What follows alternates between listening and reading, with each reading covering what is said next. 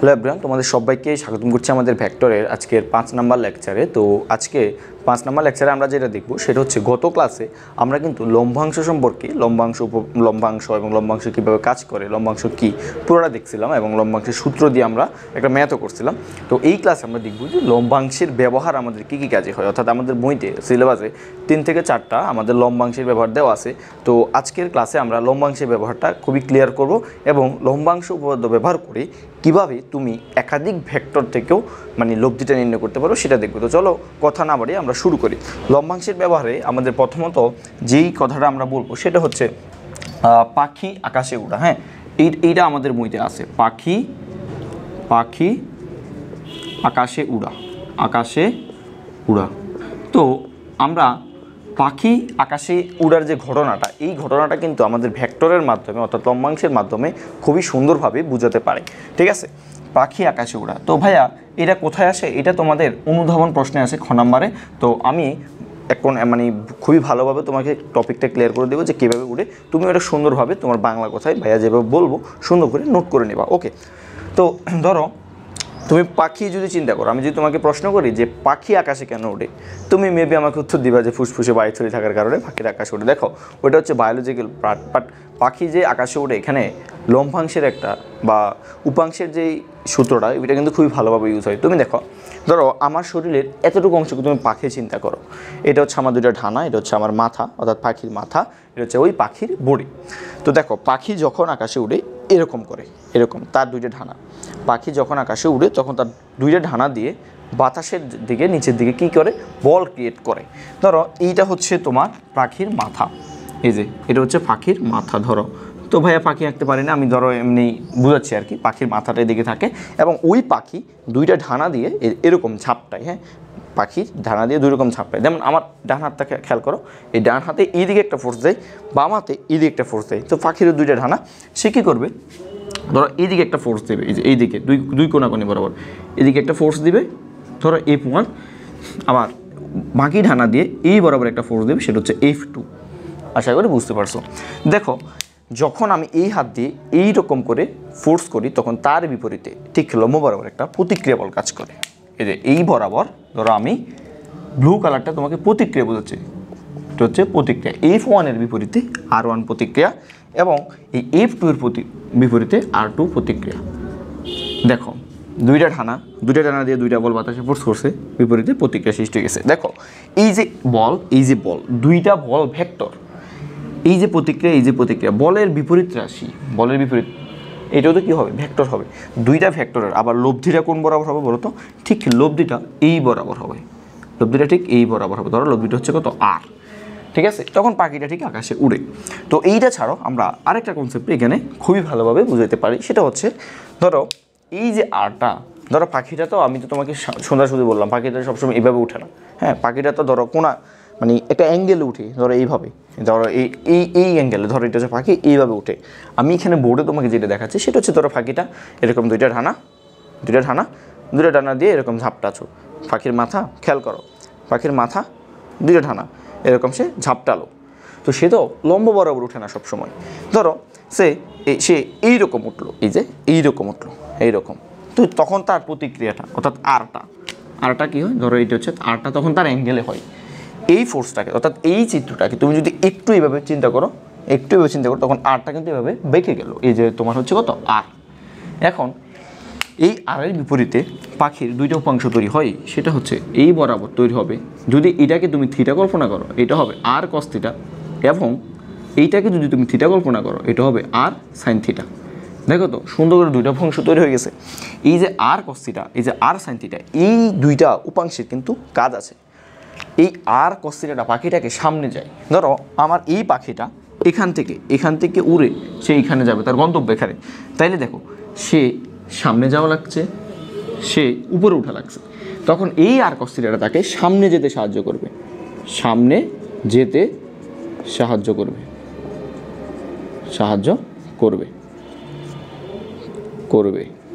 এবং এই সাইন থিটাটা তাকে উপরে উঠতে সাহায্য করবে। কি করবে? উপরে উঠতে সাহায্য করবে। আমি আশা করি তোমাকে এই যে পাখি কিভাবে আকাশে উড়ে এই ঘটনাটা ভেক্টরের উপাংশ দিয়ে ভালোভাবে বুঝতে পারছি। তো নেক্সটে আমাদের আরেকটা লম্বাংশের ব্যাপার আসবে, সেটা হচ্ছে নৌকার গুণ টানা। ঠিক আছে, সেটা হচ্ছে কি নৌকার গুণ টানা। তো আমরা এখন নৌকার গুণ টানা জিনিসটা খুবই ভালোভাবে দেখব। 2 নম্বর কি বলতো, নৌকার গুণ টানা। নৌকার গুণ টানা। তো ভাইয়া এইখানে কিভাবে আমাদের এই জিনিসটা ইউজ হয় আমরা সেটা দেখব, চলো। আচ্ছা, নৌকার যখন গুণ টানা, অর্থাৎ নৌকাকে একটা রশি দিয়ে যখন টানে, এটাকে আমরা নৌকার গুণ টানা বলি। তো আমার মতো করে দেখো, সে ধরো এটা হচ্ছে তোমার একটা নদী, ধরো তোমার নৌকাটা এখান থেকে তুমি টানবা, নৌকাটা কোনোভাবে নৌকাটা নষ্ট হয়ে গেল, সে তুমি ধরো না, যে কোনো একটা কিছু ধরো নষ্ট হয়ে গেলো বা তুমি এটা ইচ্ছাকৃত করতে চাচ্ছো, সেটা তোমার উপর, যাই হোক। তো ভাইয়া এইটা হচ্ছে তোমার নৌকা, এটা হচ্ছে তোমার নৌকা। এই নৌকাকে আমি তোমাকে দুইটা ভাবে বুঝাবো। তোমরা দুজন বন্ধু, ধরো রেড কালারে আঁকা তুমি এবং ব্লু কালার যেটা আঁকলাম সেটা হচ্ছে সে ধরো তোমার ফ্রেন্ড, ঠিক আছে, তোমার ফ্রেন্ড। ওকে, ভালো কথা। তো এই নৌকাটাকে তোমরা এই পাশে নেবা এই নৌকাটাকে। তো এখন দেখো, নৌকাটাকে তুমি যখন ধরো তোমার মানে কিনারা হচ্ছে বা তোমার যে গন্তব্য হচ্ছে এখানে, তো আমি তোমাকে বললাম যে এর হাতে একটা রশি আছে, সে কী করলো, এখানে একটা রশি কানেক্ট করলো, এই যে এখানে একটা তার হাত দিয়ে এখানে একটা রশি কানেক্ট করলো। কে করছে, তোমার রেড কালার যে ফ্রেন্ডটা, হ্যাঁ ঠিক আছে। ওকে, ধরো এ বন্ধু, রেড কালার এ বন্ধু, এবং এটা হচ্ছে বি বন্ধু।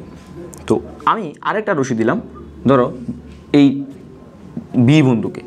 তাহলে দেখো তো, এই যে রশিটাকে সে নৌকাটাকে এবার টানছে, নৌকাটাকে কী করছে, টানতেছে। দ্যাট মিনস এখানে এই যে এফ বল, এখানে কিন্তু সে এফ বল টানতেছে।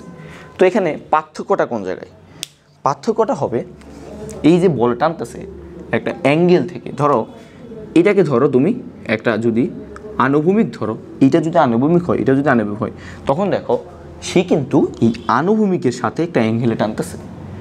আনুভূমিকের সাথে যখন সে অ্যাঙ্গেলে টানতেছে, তখন এই ধরো এটা হচ্ছে এফ অফ এ, এটা হচ্ছে এফ অফ বি। এ বন্ধুটা যে বলে টানতে সেটা হচ্ছে, ধরো এটাকে বললাম থিটা এ আর এটাকে বললাম থিটা ভি। তাহলে আমি তোমাকে একটা কমন সেন্সের একটা প্রশ্ন বলতেছি, সেটা হচ্ছে দেখো এখানে কোন রশিটা সবচেয়ে বড় এবং কোন রশিটা ছোট। আমি তোমাকে দুইটা দিয়ে বোঝানোর কারণ হচ্ছে যাতে তুমি বিষয়টা তুলনা করে বুঝতে পারো। এই যে এ বন্ধুটা, এর রশিটা কিন্তু ছোট, আর ভি যে বন্ধুটা, এর রশিটা কিন্তু কি বড়। তো রশি ছোট বড় এইটার মধ্যে আমাদের পার্থক্যটা কোন জায়গায় হয়েছে, রশি ছোট হওয়ার কারণে দেখো রশি যত ছোট হবে আমার অ্যাঙ্গেলটা কিন্তু তত বড় হয়ে গেছে। রশি যদি তুমি আরও বড় নাও, দেখো রশি যদি তুমি আরও বড় নাও, এই বরাবর নাও, তখন অ্যাঙ্গেলটা আরও ছোটো হয়ে গেছে। তুমি আরও রশি বড় নাও এই বরাবর, তখন অ্যাঙ্গেলটা আরও ছোটো হয়ে গেছে। তাহলে এখান থেকে আমরা বলতে পারতেছি যে আমাদের রশিটা যত বড় হবে আমাদের অ্যাঙ্গেলটা কী হবে, ছোট হবে। তো আমি তোমাকে একটা পার্থক্য বলবো, একটা মিনিট খেয়াল করো। ওকে, এটা কী ছিল আমাদের থিটা ভি, ভি মেন টানতেছে, এটা হচ্ছে থিটা ভি। তো এখন আমি তোমাকে বললাম যে এই যে এই বলে টানতেছে, সে কী করতেছে, এই বলের কারণে এফ অফ এর এখানে দুইটা অংশ তৈরি হয়েছে। এটা লম্বাংশ বলা যায় এটাকে, F of A cos theta এ। তাহলে ঠিক উপরে তার আরেকটা বল ক্রিয়েট হয়েছে, সেটা হচ্ছে কত, এফ অফ এ কী হবে এখানে সাইন থিটা এ। আশা করি বুঝতে পারছো।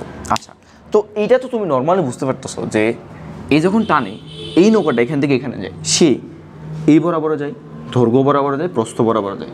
অর্থাৎ নদীর সে দৈর্ঘ্য বরাবর যায়, প্রস্থ বরাবর যায়। এই এফ কস থিটাটা তাকে প্রস্থ বরাবর যেতে সাহায্য করে। ওটা তো আমরা বলছি, এটা আশা করি এখানে বোঝা লাগবে না, ঠিক আছে। বা সামনের দিকে যেতে সাহায্য করে, সামনের দিকে। আর এ কী করে, কিনারার দিকে বা তীরের দিকে যেতে সাহায্য করে, তীরে যেতে সাহায্য করে। আচ্ছা, এইটা আমি বুঝছি। তো আমার কিন্তু এইটা মেইন কাহিনী না। আমার কাহিনী হচ্ছে এই যে আমি রশিটা যত বড় ছোট এবং বড় নিব, তখন দেখো এখানে যে এফ থিটা, এই যে এফ ভি সামনের দিকে সাহায্য করার জন্য, যত ধরো ভি এর জন্য যদি ধরি, এফ ভি এর দুটো অংশ তৈরি হবে না। এফ বি এর একটা অংশ কত হবে, সেম বরাবর হবে। এফ বি এর একটা অংশ হবে F B cos theta V, আমি ধরলাম, ধরো দুইটা বলে ধরো সেম, দুইটা বলে ধরো সেম, পার্থক্যটা হবে কোন জায়গায়? পার্থক্যটা হবে কোন জায়গায়? পার্থক্যটা হবে রশি এবং থিটা। আমি আবার বলতেছি, পার্থক্যটা হবে রশি এবং থিটা। রশি যত ছোট হবে থিটা তত বড় হবে, এইটা মনে রাখো আপাতত। তুমি এইটা মাথায় রাখো যে রশি যত ছোট হবে তোমার থিটাটা তত বড় হবে। আচ্ছা ওকে ফাইন। তো এইটাকে আমরা ভি দ্বারা কাউন্ট না করলাম, তারপর এই দিকে একটা হলো, সেটা হচ্ছে এফ সাইন থিটা বি। এখন ধরো আমি তোমাকে বললাম যে থিটা এটা, হ্যাঁ, এই সামনের দিকে সাহায্য করার জন্য এ এ এ ব্যক্তির পার্থক্যটা আমি তোমাকে বলছি, এ ব্যক্তির জন্য সামনে যেতে কি পরিমাণ বল লাগবে? সামনে যেতে কি পরিমাণ বল লাগবে বলো তো? এই যে এফ কস থিটা এ, সেম বল ধরছি, বুঝতে পারছো? সেম বল ধরছি। তাহলে বি ব্যক্তির জন্য সামনে যেতে বল লাগবে ধরো F cos theta B, same পরিমাণ বল ধরো, সেম পরিমাণ বল। মনে রাখবা এখানে আমি তোমাকে একটা এক্সাম্পল দিচ্ছি। ধরো এই আমি ধরলাম আর কি, ধরো থিটা এ হচ্ছে ধরো 75 আর থিটা বি ধরো 45। তুমি এখানে বসাবা এফ কস থিটাই কত 75, কারণ থিটা এটা কি বড়, রশি ছোট, আর এফ কস 45। এখন আমি যদি তোমাকে বলি কোন বলটা এটা বড় হবে নাকি এটা বড় হবে, এদের মধ্যে কে বড় হবে? তুমি ক্যালকুলেটারে কাউন্ট করো, আমার হাতে এখন ক্যালকুলেটার না, তুমি ক্যালকুলেটারে কাউন্ট করলে দেখবা এখানে বড় হবে এটা বড়, এটা ছোট। টুইস্টটা হচ্ছে এই জায়গায়, তোমার টুইস্টটা হচ্ছে এই জায়গায়। দেখো কস থিটার মান যত ছোট হবে, আমি আবার বলতেছি, কস থিটার মান যত ছোট হবে তোমার এই উপাংশের মানটা তত বড় হবে। থিটার মান যত বড় হবে কস থিটার মান তত ছোট হবে। তুমি ক্যালকুলেটারে দেখো, থিটার মান যত বড় হবে কস থিটার মান কত হবে? ছোট হবে। আশা করি বুঝতে পারছো। তো এখন দেখো আমি তোমাকে বললাম যে এটা বড় এটা ছোট, তাহলে এখানে কাজটা কী হয়েছে? তুমি যখন রশি বা গুণ টানবা তখন তোমার এখানে এই যে রশিটা, তখন তুমি এখানে প্রশ্ন করবা যে মানে তুমি এইভাবে লিখবা আর কি, আমি তোমাকে অ্যারো দিয়ে সুন্দর করে লেখাচ্ছি, তুমি সুন্দর করে লিখবে যে রশি যত ছোট হবে থিটাটা কি হবে? রশি যত থিটা হবে মানে ছোট হবে থিটাটা বড় হবে। রশি যদি ছোট হয় আমাদের কোণ অর্থাৎ থিটা কি হবে? বড় হবে। এবং থিটা যখনই বড় হবে তখন কস থিটার মানটা ছোট হয়ে যাবে। তাহলে কস থিটার মান কী হবে? কস থিটা এর মান কমবে বা ছোট হবে। এবং কস থিটা এর মান কমলে কী কাহিনী ঘটবে? কস থিটার মান কমলে আমাদের এফ কস থিটা এটার মানও কমবে। এফ তো নির্দিষ্ট, এফ কস থিটার মানও কমবে। এফ কস থিটা এর মান কমবে। ক্লিয়ার? আমি আশা করি বুঝতে পারছি। তো এফ কস থিটার মান কমলে সে মানে একে মানে সহজে যেতে পারবে না আর কি, সহজে যেতে পারবে না। কোথায়? ওই যে আমার গন্তব্যে যেতে পারবে না। তাহলে এটার ঠিক উল্টা ঘটনাটা কিন্তু কী হবে বলো তো? মানে আমাদের রশি বড়টার জন্য হবে আর কি। তো এখান দিয়ে তুমি যদি কোথায় লিখবো, ওইখানে ধরো এই বরাবর লিখতেছি সে, এবার রশি যত বড়, দেখো রশি যত বড় কোণ তত ছোট, ঠিক উল্টাটা কোণ ছোট, এবং কোণ ছোট হলে কোণ যত ছোট এটার মান কিন্তু বড় হবে, কস থিটার মান বড় হবে, কস থিটা বড় হবে। এবং কস থিটা বড় হলে অবভিয়াসলি এফ কস থিটা বড় হবে, এফ কস থিটা বড়। তো ভাইয়া এফ কস থিটা বড় মানে কি? এফ কস থিটা বড় মানে হচ্ছে তোমার এই সামনের দিকে সে তাতে সহজে যেতে পারবে, সামনে সহজে যাবে।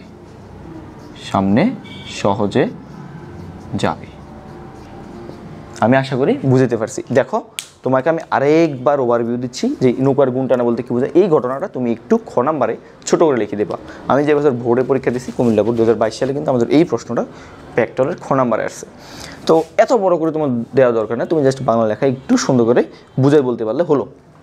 দেখো নৌকা নৌকার দুইটা রশি তোমাকে তুলনা করলাম, রশি যত ছোট কোণ তত, তুমি এই সারটা যদি মনে রাখো, এই যে এই প্লোটা, এই সারটা যদি মনে রাখো, আর কিছু লাগবে না।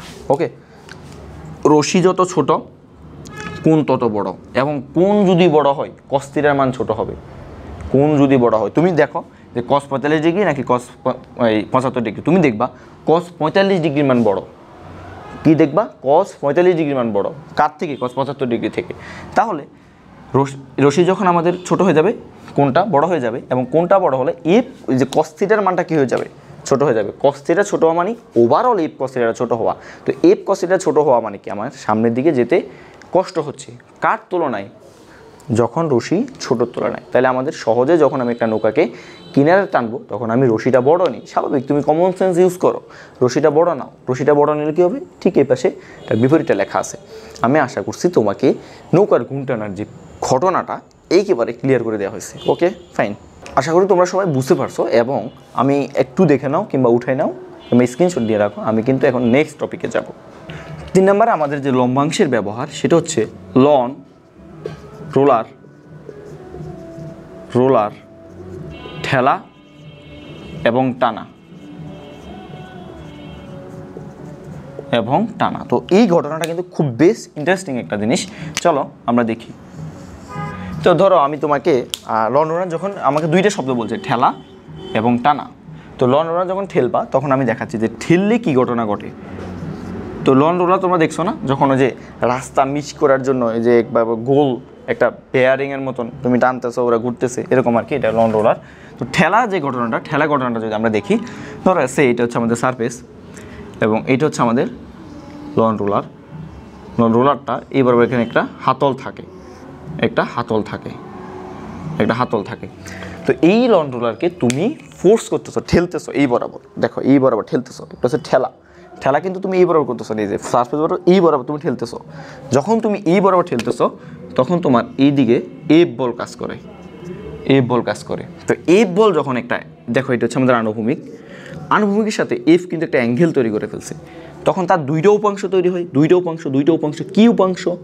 একটা হচ্ছে এফ cos থিটা, আর এই লম্ব বরাবর সেটা হচ্ছে এফ sin থিটা।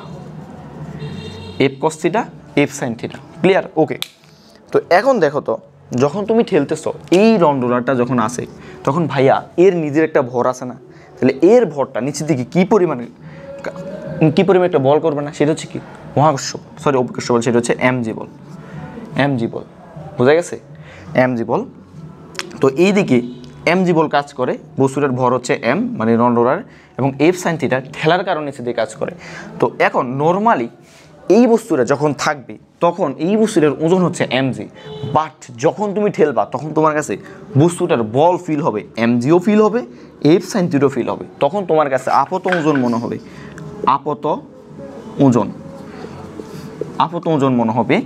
যে আপত ওজন ডাব্লিউ সমান মনে হবে F sin theta plus MG.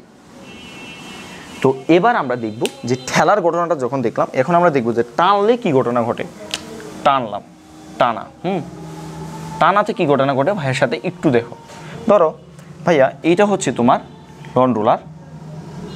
এই লন রোলারকে তুমি একেবারে একটা হাতল থাকে, ঠিক আছে? এই হাতল ধরে তুমি টানতেছো কোন দিকে? এই দিকে হাতল ধরে, ধরো আমি এইভাবে টানতেছি। তো হাতল ধরে যখন তুমি এই বরাবর এই পরিমাণ টানতেছো, দেখো আনুভূমিকের সাথে তার একটা থিটা তৈরি করে ফেলছে। তখন তার দুইটা উপাংশ তৈরি হয়, এফ cos থিটা, লম্ব দিকে এফ sin থিটা। সুন্দর, ফাইন। এই বস্তুটার ভর আছে, ভরের কারণে নিচের দিকে এমজি বল কাজ করে।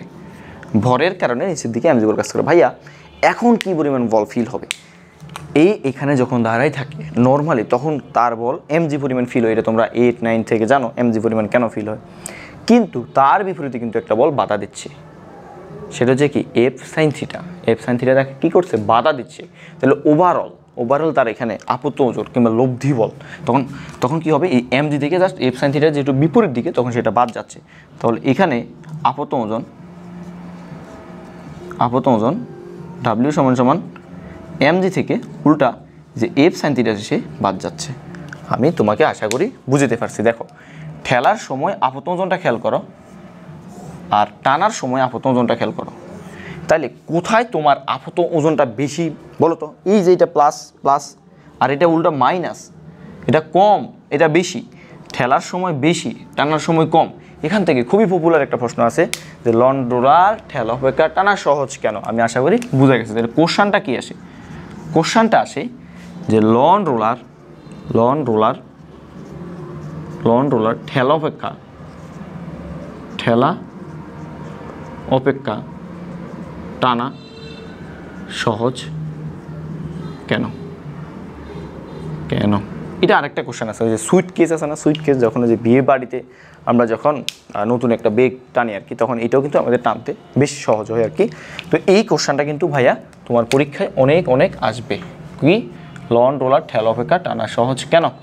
তো ব্যাখ্যাটা কিন্তু ভাই এখানে সুন্দর করে তুমি চিত্র দিবে, অবশ্যই চিত্র দিলে জিনিসটা স্মার্ট হয়। চিত্র দিয়ে জাস্ট বাংলা কথাগুলো যদি একটু লিখে দাও, তোমাকে এখানে 2 মার্ক থেকে অবশ্যই 2 মার্ক দেবে। এবং এখান থেকে কিন্তু ম্যাথও আসতে পারে। তোমাকে এখানে সব কিছু দেওয়া থাকবে, যে বলবে এফ দেওয়া আছে, থিটা আছে, আর এম জি তো জানো ভর দেওয়া আছে। তোমাকে বলবে ভাইয়া এখানে আপাত ওজন কত মনে হবে ঠেলার সময়, আর টানার সময় আপাত ওজন কত মনে হবে, অথবা দুইটার পার্থক্য বলতে পারে। ক্লিয়ার? তাইলে আমরা কিন্তু তোমার যে লম্বাংশের যে 3টা ব্যাপার ছিল আমাদের বইতে, লম্বাংশের 3টা ব্যবহার একেবারে ক্লিয়ারভাবে শিখে গেছি। তো এখন নেক্সট টপিকটা কিন্তু আমাদের জন্য খুবই ইম্পর্ট্যান্ট। নেক্সট টপিকটা আমরা দেখব, সেটা হচ্ছে লম্বাংশ উপপাদ্য। খুবই সুন্দর এবং কিউট একটা কনসেপ্ট, ঠিক আছে? চলো আমরা লম্বাংশ উপপাদ্যটা একটু দেখে আসি। তো লম্বাংশ উপপাদ্য দেখে আসার আগে আমি বলি যে লম্বাংশ উপপাদ্য কখন ব্যবহার হয়। তোমাকে বলছিলাম যে আমরা সাধারণত 2টা ভেক্টর লব্ধি শিখছি। যদি 3টা ভেক্টর হয়, 4টা ভেক্টর হয়, 5টা ভেক্টর হয়, তখন তাদের লব্ধি কীভাবে বের করবো, সেটার জন্য আমরা লম্বাংশ উপপাদ্য বের করব। আমরা এখন দেখব যে লম্বাংশ উপপাদ্য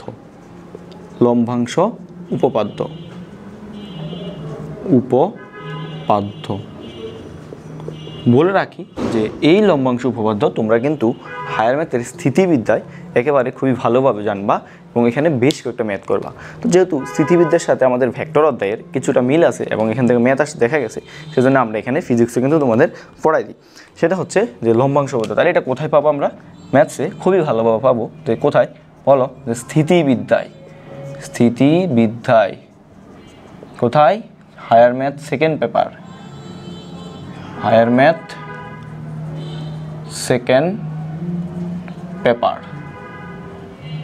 ঠিক আছে? স্থিতিবিদ্যায় হায়ার ম্যাথ সেকেন্ড পেপার আমরা খুব ভালো জানবো। আচ্ছা, তো এইটা আমরা ব্যবহার করি কেন বলছিলাম, মনে আছে যে একাধিক ভেক্টর, 2 এর অধিক ভেক্টর, 2 এর অধিক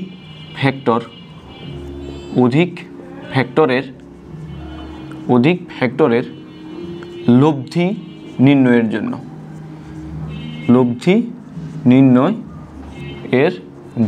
ওকে ভাইয়া? Okay fine. তো কেন ধরো আমি তোমাকে বললাম যে এটা একটা ভেক্টর, তো তুমি সহজেই একেবারে যে সামান্তরিক সূত্রের মতে ওই যে আর স্কয়ার সমান P square plus Q square plus 2pq এটা দিয়ে করতে পারবা। তো আমি যদি তোমাকে আরও কয়েকটা ভেক্টর দিই, এটা ভেক্টর, এখন কি করবা? এখন কি P square plus Q square plus H square লিখবা? না, এখন কি করবা? আরও ভেক্টর দিলাম, তখন আমরা কিন্তু লম্বাংশ উপপাদ্যটা ব্যবহার করি, ঠিক আছে? তো চলো আমরা লম্বাংশ উপপাদ্যটা আগে আমাদের থিওরিটিক্যাল কিছু জিনিসপত্র আছে ওইটা একটু জানি, তারপর আমরা কিন্তু ম্যাথস করব। Okay fine. ধরো এটা হচ্ছে তোমার ওয়াই অক্ষ, এটা হচ্ছে এক্স অক্ষ, এটা হচ্ছে ওয়াই অক্ষ এবং এটা হচ্ছে এক্স অক্ষ, ওয়াই অক্ষ এবং এক্স অক্ষ। ফাইন। তো ধরো তুমি এইখান থেকে 2টা ভেক্টর ক্রিয়েট হয়েছে, পি ভেক্টর, কিউ ভেক্টর, আর কিউ ভেক্টর। ফাইন। তো তুমি এই পি ভেক্টরকে এবং কিউ ভেক্টরকে শিফট করো ভেবে, যে সামান্তরিক সূত্রের মতো। ধরো এই যে এটা হচ্ছে কিউ ভেক্টর, এটা হচ্ছে পি ভেক্টর, কিউ ভেক্টরটাকে আগে শিফট করো। হয় নাই? দেখো এটা হচ্ছে তোমার এই কিউ ভেক্টরটাকে তুমি শিফট করে এখানে নিছো, তাহলে এটাও কিউ ভেক্টর। এবার পি ভেক্টরটাকে শিফট করো, শিফট করলা। ফাইন। তো এখন আমরা উপাংশের দেখবো আর কি। তো ধরো তো এদের লব্ধিটা কোন জায়গায় হয়, নর্মাল ব্যাপার। আমার সাথে আবার দেখো, ফি কিউকে শিফট করলাম, ফিকে শিফট করলাম। তাহলে এই যে ফি এবং কিউ এর যে লব্ধিটা আছে আর, লব্ধিটা আরটা ঠিক এর মাঝখান দিয়ে যাবে, লব্ধি আরটা। ঠিক আছে, ওকে ফাইন। তো ভাইয়া চিত্রটা একটু সুন্দর করে আঁকি, তাহলে তোমার বুঝতে একটু বোধগম্য বেশি হবে। ধরো কি বলছিলাম, এটা আর ভেক্টর, এইটা হচ্ছে এক্স অক্ষ। ধরো এক্স অক্ষের সাথে তোমার ফি ভেক্টরটা আলফা কোণ তৈরি করে। কি কোণ? আলফা কোণ। এক্স অক্ষের সাথে তোমার কিউ ভেক্টরটা বিটা কোণ তৈরি করে। এক্স অক্ষের সাথে তোমার লব্ধিটা থিটা কোণ তৈরি করে। এতটুকু তোমার বুঝা শেষ। তাহলে আলফা কি কি জিনিস পাইছি? কোণ, alpha, beta, theta. Alpha, beta, theta. তো আলফাটা কি? এক্স অক্ষের সাথে কি কোণ, মানে যে ফি কোণ, এক্স অক্ষ সাথে ফি ভেক্টর। তারপরে বিটা হচ্ছে এক্স অক্ষের সাথে কিউ ভেক্টর, এক্স অক্ষের সাথে কিউ ভেক্টর। থিটা হচ্ছে এক্স অক্ষের সাথে আর বা লব্ধি যে ভেক্টরটা। ঠিক আছে, ওকে ফাইন। তো এখন আমাদের বলো তো, এই যে ফি ভেক্টরটা আছে, এই যে ফি ভেক্টরের দুইটা অংশ তৈরি হবে। ফি ভেক্টরের এইটার সাথে এক্স অক্ষের সাথে এতটুকু পরিমাণ। এটা বোঝার আগে তোমাকে আমি আরেকটা জিনিস বোঝাই, সেটা হচ্ছে ধরো এই যে এতটুকু পরিমাণ, এখান থেকে তুমি একটা লম্ব টানবা, এখান থেকে একটা লম্ব টানবা, এখান থেকে একটা লম্ব টানবা। লম্ব টানা শেষ, নাম দাও। ও এম এন এস, ও এম এন এস নাম দিলা। ক্লিয়ার? ও এম এন এস কী করলা? নাম দিলা। ভাইয়া বলো তো, এই ও এম এবং এন এস একই কিনা? কেন? তোমাকে একটা কিছু আমি ঠান্ডা মাথায় বুঝাই, সেটা হচ্ছে তুমি এখন ছায়াগুলা বলবা। দেখো ফি ভেক্টর, হ্যাঁ ফি ভেক্টরের এক্স অক্ষের উপাংশ হচ্ছে কত? O N. দেখো আমি আবার আমার দুইটা হাতের দিকে খেয়াল করো। ফি ভেক্টর এর এক্স অক্ষের যে উপাংশ হচ্ছে O N, Q vector X অক্ষের উপাংশ হচ্ছে ও এম, আর ভেক্টর লব্ধি এটার উপাংশ হচ্ছে পুরা ও এস। ক্লিয়ার? তাহলে আমাকে এতটুকু পরিমাণ বলো যে ও এম এটা সমান, এই পুরোটা যদি কিউ হয়, এটা হচ্ছে কিউ কস বিটা, আর এটা হবে মানে আমরা ওয়াই অক্ষরে নিলাম, এটা হবে কিউ কস কত? ওয়াই অক্ষরটা আমরা চিন্তা করলাম, আমরা এখন এক্স অক্ষ নিয়ে চিন্তা করবো। তাহলে এই ও থেকে এম এটাকে লিখবো কিউ কস বিটা। মধ্যবর্তী কোণ কত? বিটা। মধ্যবর্তী কোণ কত? বিটা। এখন এই যে ফি ভেক্টরটা, এই যে ফি ভেক্টরটার এক্স অক্ষের উপাংশ হতো ও এন। তাইলে ভাইয়া ও থেকে এন পর্যন্ত এটা হচ্ছে ফি কস, এবং এদের মধ্যবর্তী কোণ কত? আলফা। আলফাটা এক্স অক্ষের সাথে। আর ভেক্টর পুরোটা, এই যে আর, এই পুরোটা আর, এর এক্স অক্ষের উপাংশ কতটুকু? ও এস পর্যন্ত। তাহলে এই যে ও এস, এই ও এসটা পুরোটা হবে আর কস থিটা। আমি এতটুকু তোমাকে বুঝাইতে পারছি। তুমি এখানে আমাকে আরেকটা জিনিস বলবা, দেখো তো এই ও এমটা আর এন এসটা সমান হবে কিনা। দেখো ও এম কার? এই ও এমটা হচ্ছে কিউ এর যে এক্স অক্ষ বরাবর ছায়া, এবং এটাও কিন্তু এটাও কিউ এর এক্স অক্ষ বরাবর ছায়া এন এস। তাহলে তুমি সুন্দর করে এখানে লিখতে পারো যে ও এম সমান হচ্ছে এন এস। এটা তুমি জানো, জেনে রাখো ভালো। তো এখন আমাকে বলবা যে এখানে ও এস, ঠিক আছে, ও এস থেকে কি লেখা যায়? ও এস থেকে আমরা লিখতে পারি যে ও এস সমান আমরা লিখতে পারি, কিন্তু এই O N plus N S এটা লিখা যায় না ভাইয়া? লিখা যায় কিনা? এই দেখো ও এস সমান হচ্ছে O N plus N S সমান আর ও এম লেখা যায়। তাহলে এন এসের জায়গায় জাস্ট ও এমটা ইনপুট করো, ও এস ও এন আর ও এম। ভাইয়া ও এসটা কি? ও এস, ও থেকে এস পর্যন্ত এটা দূরত্ব কত? আর কস থিটা। লেখো আর কস থিটা। ভাইয়া ও এনটা কি? ও এনটা এখান থেকে পর্যন্ত এটা দূরত্ব কত? Phi cos alpha. লেখো phi cos alpha. O M কত? Q cos beta. দেখো সুন্দর একটা ফর্মুলা কিন্তু আমরা পেয়ে গেছি। ঠান্ডা মাথায় একটু চিন্তা করো, পাই গেছি আমরা। আমাদের যে ম্যাথটা কিন্তু মানে আমাদের যে সূত্রটা কিন্তু আমরা পেয়ে গেছি। এখন ভাইয়া এটা হচ্ছে আমাদের এক্স অক্ষের জন্য, তো ওয়াই অক্ষের জন্য আমরা কি জানি? এই কস যদি এক্স হয়, তুমি যখন লম্বাংশ উপাংশ পড়ছো, নোটটা একটু খেয়াল করো, তখন কিন্তু তোমার ওয়াই অক্ষের জন্য জাস্ট কি চেঞ্জ হবে? কজের জায়গায় সাইন হয়ে যাবে, তাহলে তখন হবে আর সাইন থিটা সমান সমান phi sine alpha plus Q sine beta. Just শেষ। তোমার কিন্তু এই ইকুয়েশনটা জানলে কিন্তু তোমার পুরা জিনিসটা শেষ। 1 নম্বর ইকুয়েশন, 2 নম্বর ইকুয়েশন। এখন আমি তোমাকে বললাম ফি এর মান, আলফার মান, কিউর মান, বিটার মান, ফি এর মান, আলফার মান, কিউর মান, বিটার মান সব প্রশ্ন দেওয়া আছে। আর এবং থিটার মান বের করতে পারবে না? পারবা কি না? আমি ধরলাম তোমার এই চিত্রটা আমি ধরলাম তোমার উঠা হয়ে গেছে, এই চিত্রটার দরকার নাই, ঠিক আছে? ওকে, আমি এটা মুছাচ্ছি। তো এইটা মুছালে ভাইয়া এখন তুমি কি করবে? এখন তোমার কাজ কি একটু ভাইয়া দিয়ে খেয়াল করো। তোমাকে এখন আমি বলছি যে আর এর মান আর থিটার মান, তাইলে আর এর মানটা বের করতে তুমি কি করবে আমার বলো তো? এই যে আর এর মানটা, তুমি যদি এই কাজটা করো যে 1 নং সমীকরণকে বর্গ এবং 2 নং সমীকরণকে বর্গ, ভাইয়া যেভাবে বলতেছি তুমি জাস্ট নোট উঠাও, ম্যাথ করবা, ক্লিয়ার হয়ে যাবে। 1 নং সমীকরণ বর্গ এবং 2 নং সমীকরণকে বর্গ করো, এই পাশে বর্গ এই পাশে বর্গ, তাহলে এই পাশে বর্গ কত? আর স্কোয়ার কস স্কোয়ার থিটা। দেখো তো এই সবগুলোর মান দেওয়া আছে, মান দেওয়া থাকবে, মান দেওয়া থাকবে, তুমি একটা মান পাবা না? মান পাবা কিনা? ধরো এই মানটা সামথিং কিছু একটা তুমি পাইলা, ধরো কিছু একটা মান পাইলা এতটুকু, তাহলে এইটার উপর বর্গ। আচ্ছা এখানে আমি একটা কিছু লিখি নাই, ওকে ফাইন। এবার নিচে রাখো, নিচেরটা লেখো, তাহলে এটা কত? আর স্কোয়ার সাইন স্কোয়ার থিটা। তো এইটার মান দেওয়া আছে প্রশ্নে, সব কিছুর মান দেওয়া আছে, তুমি এইটাকে একটা সামথিং কিছু একটা পাবা, ঠিক আছে? এখানেও সামথিং কিছু একটা পাবা, এখানে সামথিং কিছু একটা পাওয়ার পর তুমি এটাকে যোগ করতেছো, যোগ করো। দেখো এইখান থেকে যোগ করলে আর স্কোয়ার যদি কমন যায় থাকে কত? Sine square theta plus cos square theta সমান সমান এই যে বর্গ, মানে কোনো একটা কিছুকে যোগ করে বর্গ করলে কোনো একটা কিছু পাবা, সামথিং কিছু একটা পাবা, 5 6 7 8, এখানেও সেম পাবা, তখন এখানে তুমি সামথিং কিছু একটা পাবা। তুমি যদি এখানে এই যে আর স্কোয়ার এটার মান তো 1, তখন এখানে এই যে জিনিসটা পাবা এটাকে যদি বর্গ করে দাও তুমি কিন্তু তোমার যে আর এর মান পেয়ে গেছো। আমি তোমাকে এখানে স্টেপ দেখাচ্ছি, একটা ম্যাথ দেখালে খুবই ভালো লাগবে আর কি, বুঝছো? ম্যাথ দেখাবো, তাহলে আর এর মান বের করার স্টেপটা তুমি শিখছো যে আর এর মান কীভাবে বের করবা। আর এর মান বের করার শর্ত হচ্ছে দুইটা সমীকরণকে বর্গ করে যোগ। ভাইয়া আমার তো বের করতে হবে লব্ধি নির্ণয় করার জন্য, তো লব্ধি নির্ণয় করার জন্য লব্ধি তো দিকও আছে, থিটও আছে, আরও আছে। আর তুমি মাত্র শিখলা থিটা, শিখবা না? থিটা শিখো এবার। যদি তুমি 2 নংকে 1 নং দ্বারা ভাগ দাও, 2 নংকে 1 নং দ্বারা ভাগ দাও ভাইয়া, 2 নংকে 1 নং দ্বারা ভাগ দিলে তাইলে এই উপরে কি থাকবে? আর সাইন থিটা, আর এই পাশে নিচে কি থাকবে? আর কস থিটা।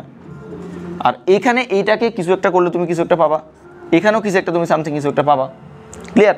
তো আরে আরে কাটা sine theta by cos theta সমান সমান কি? বলো বলো বলো, ট্যান থিটা। এই যে তাহলে এইটাকে এটা দ্বারা ভাগ দিলে এখানেও সামথিং কিছু একটা পাবা। আলটিমেটলি তুমি এখান থেকে থিটাটা বের করার জন্য থিটা সমান সমান হবে ট্যান ইনভার্স এই যে এইটা জিনিসটা, ক্লিয়ার? বুঝছো কি না? তাহলে দেখো এই যে ট্যান থিটার সমান তুমি থিটার মানও কিন্তু পাই গেছো। তাহলে কস তুমি তোমার দরকার আর এর মান এবং থিটার মান, স্টেপগুলো দেখো কি করছি। যখন তোমার আর এর মান দরকার সমীকরণ দুটাকে বর্গ করে যোগ করবা, যখন তোমার থিটার মান দরকার সমীকরণ দুটাকে ভাগ করবা, শেষ। তাহলে আমরা একটা ম্যাথ দেখে আসি, একেবারে ক্লিয়ার হয়ে যাবে, লম্বাংশ উপপাদ্য, ক্লিয়ার? চলো আমরা ম্যাথটা দেখে আসি। এখন আমরা লম্বাংশ ব্যবহার করে খুবই সুন্দর একটা ম্যাথ করব। তো প্রথমে আমরা যেই ম্যাথটা রাখছি, দেখো এখানে কোশ্চেনটা লেখা আছে যে এখানে একটা বিন্দুতে ধরো ও বিন্দু, তো ও বিন্দুতে একাধিক ভেক্টর, হ্যাঁ 100 নিউটন, 70 নিউটন, 60 নিউটন এবং 50 নিউটন, মানে মোট 4টা ভেক্টর দেওয়া আছে। যেহেতু এখানে 2 এর অধিক ভেক্টর, তখন আমি বলছিলাম যে 2 এর অধিক ভেক্টর যখন লাগে তখন কিন্তু আমরা লম্বাংশ উপপাদ্যটা ব্যবহার করি। তো এই ম্যাথের আমার আর লব্ধি এবং লব্ধির যে কোণটা থিটাটা, তো এইটা বের করার জন্য কিন্তু আমাদের লম্বাংশ উপপাদ্যটা লাগবে। তো সে ধরো আমি আরটা ধরে নিলাম এই বরাবর কোণের দিকে আর, আমি কিন্তু জানি না এই আরটা তুমি অনুমান করে ধরে নেবা যে ভাই এইদিকে আর, তো এইটা হচ্ছে থিটা, তো থিটাটা হচ্ছে এক্স অক্ষের সাথে সে কত ডিগ্রি কোণ উৎপন্ন করে, গুড। তো এখন তুমি লম্বাংশ উপপাদ্য একটু আগে তুমি করছো, নোটটা দেখো, লম্বাংশ উপপাদ্য তোমাকে কি বলে? এক্স অক্ষ বরাবর যদি তুমি লম্বাংশ উপপাদ্য ব্যবহার করো, যে এক্স অক্ষ বরাবর, এক্স অক্ষ বরাবর লম্বাংশ উপপাদ্য কি বলে? যে আর মনে এই যে আর কস থিটা সমান সমান ফি কস আলফা, তো এখানে তো ফি নাই, এখানে আছে কত? 100 নিউটন, 70 নিউটন। তো এখানে আর কস থিটা আমরা যদি এক্স অক্ষ বরাবর করি, আমার একটা ভেক্টর কত? 100 নিউটন, 100 লিখলাম, এবং এই 100টা আমার এক্স এর সাথে কত ডিগ্রি কোণ উৎপন্ন করে? দেখো এক্স অক্ষ এদিকে, 100 নিউটন কিন্তু এক্স অক্ষের উপর অবস্থিত। যদি সে এক্স অক্ষের উপর অবস্থিত নাও হইতো, বরং উল্টা দিকে হইতো বা উপরে হইতো, ধরো এটা হচ্ছে এক্স অক্ষ, ভেক্টরটা এদিকে, অসুবিধা নেই, 0 ডিগ্রি। এখন 0 ডিগ্রিতে তুমি আরো প্রবলভাবে মানে শিওর হয়েছো যে এই 100 নিউটনটা এক্স অক্ষের দিকে অবস্থিত, তাইলে সে এক্স অক্ষের সাথে কত ডিগ্রি কোণ উৎপন্ন করে? 0। তাইলে তুমি এখানে লিখতে পারো 100 cos 0 ডিগ্রি। Okay fine. তো এখন এই যে আরেকটা ভেক্টর 70 নিউটন, 70 নিউটনটা এক্স অক্ষের সাথে কত ডিগ্রি কোণ উৎপন্ন করে? দেখো এইটা হচ্ছে 20, এই পুরোটা হচ্ছে 180, এই যে এই পুরোটা হচ্ছে 180, 180 থেকে যখন তুমি 20 বাদ দিবা তখন তুমি পাবা কত? 160, অর্থাৎ 70 cos 160। আরেকটা ফ্যাক্টর 6 মানে শুধু 60 নিউটন, তো এটা লিখতে পারো যে 60 cos, এই 60 নিউটনটা এক্স অক্ষের সাথে কত ডিগ্রি কোণ উৎপন্ন করছে? এই পুরোটা কত? দেখো এটা 45, তাহলে এইটা ও 45, এটা 180, 180 প্লাস 45 কত? 225। আরেকটা ভেক্টর আছে কিন্তু, ওই ভেক্টরটা কত? 50। তো 50 সেই এক্স অক্ষের সাথে কত ডিগ্রি উৎপন্ন করে? কারণ বলছিলাম যে ভেক্টর এক্স cos এক্স অক্ষের সাথে উৎপন্নকারী কোণ যতগুলো ভেক্টর হবে ততগুলো বাড়বে, কোনো অসুবিধা নেই। তো এখানে হচ্ছে 50 লিখছো, 50 লেখার পরে cos সে কত ডিগ্রি উৎপন্ন করছে? দেখো 180 প্লাস 90 অর্থাৎ 270। এই যে একটা ইকুয়েশন আমি তোমাকে কিন্তু একটু বক্স আকারে লিখেছি একটু আগে, তো এইটাকে 1 নাম্বার ইকুয়েশন দাও। ফাইন। তারপরে আর sin থিটা অনুরূপভাবে y অক্ষ বরাবর অনুরূপভাবে আর sin থিটা তুমি যখন ইউজ করবা তখন জাস্ট cos এর জায়গায় সাইনটা ইনপুট দেবা, যে 100 sin 0 plus 70 sin 160 plus 60 sin 225, মানে জাস্ট cos এর পরিবর্তে তুমি সাইনটা লিখতেছো, প্লাস 50 sin 270। ওকে, তো এখন তোমাকে আমি বলছিলাম যে যখন তুমি আর এর মানটা বের করবা একবার ভাগ করবা আর একবার কি করবা? যে বর্গ করবা, ঠিক আছে? একটা সমীকরণকে বর্গ করবা। তো এখন এই 1 নম্বর সমীকরণকে তুমি সুন্দর করে যদি একটু মশলাপাতি লাগাই লেখো, মানে এই জিনিসটার মানগুলো সরাসরি বসাই দেবে আর কি। তো এই জিনিসটার মানটা আমি যদি সরাসরি বসাই, কত আসে আমাদের? 100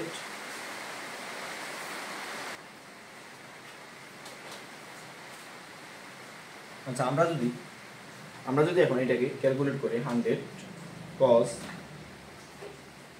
আচ্ছা ডিগ্রিতে রাখি, 100 cos 0 plus 70 cos 160 plus 60 cos 225 plus 50 cos 227। তো এইটার মানটা আসে, এই যে আমি সুন্দর করি এই পুরো জিনিসটা আমি বক্স আকারে দেখাচ্ছি, এই জিনিসটা আমি ক্যালকুলেটারে বসাইছি, এই পুরো জিনিসটা ক্যালকুলেটার মান আসে আমার -8.20। ঠিক আছে? ওকে, তো 2 নাম্বার ইকুয়েশনে তুমি পাও, 2 নাম্বার ইকুয়েশন তুমি পাবে এটা যে আর sin থিটা সমান সমান কত আসে? জাস্ট এখানে কত জায়গায় আমি যদি সাইনটা বসাই দিই, কত জায়গায় সাইনটা বসাইলে আমাদের আসে যে sin